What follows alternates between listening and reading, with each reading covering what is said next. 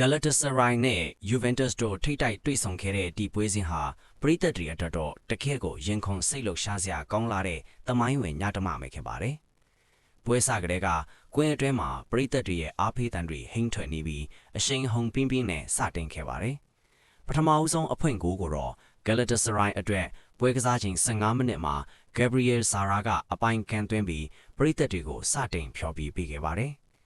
ဒါပေမဲ့ Juventus ဘက်ကလည်းအလျော့မပေးဘဲပြန်လဲတုံ့ပြန်ခဲ့ပါတယ်။16မိနစ်နဲ့32မိနစ်တွေမှာ Gub Miners ကခြေဘက်ဂိုးတွေဆက်တိုက်သွင်းယူခဲ့ရကြောင်း Juventus က2ဂိုး1ဂိုးနဲ့ဦးဆောင်ကပွဲအခြေအနေကိုပြောင်းပြန်လှန်ပေးခဲ့ပါတယ်။ဒုတိယပိုင်းမှာတော့ပွဲကပိုပြီးအကျိတ်နဲ့ရှိလာပါတယ်။ပွဲကစားချိန်49မိနစ်မှာ Noah Lang ကအဖိုးတန်ခြေဘက်ကိုသွင်းယူပေးခဲ့တယ်လို့မိနစ်60မှာတော့ Sanchez ကအပိုင်ခေါင်းတိုက်ပြီး Galatasaray ကိုတကြော့ပြန်ဦးဆောင်စေခဲ့ပြန်ပါတယ်။ပွဲအခြေအနေကပိုပြီးတင်းမာလာချိန်မှာတော့ Juventus ကစားသမားတအူးအနီးကပ်နဲ့ထားခဲ့ရတာက Galatasaray အတွက်အောင်ပွဲစီတက်လန်းဖို့အခွင့်အရေးဖြစ်လာခဲ့ပါတယ်။95မိနစ်မှာတော့ Noah Lang ကပဲသူ့ရဲ့ဒုတိယမြောက်ဂိုးကိုထပ်မံသွင်းယူခဲ့ပြီးပွဲပြီးခါနီး86မိနစ်မှာတော့ Sacha Boey ကအပိုင်ကန်သွင်းကပွဲကိုအောင်မြင်စွာအဆုံးသတ်ပြီးခဲ့ပါတယ်။နောက်ဆုံးမှာတော့ Galatasaray က9ဂိုး2ဂိုးဆိုတဲ့ပြတ်သားတဲ့ရလဒ်နဲ့ Juventus ကိုအနိုင်ရရှိခဲ့ပြီး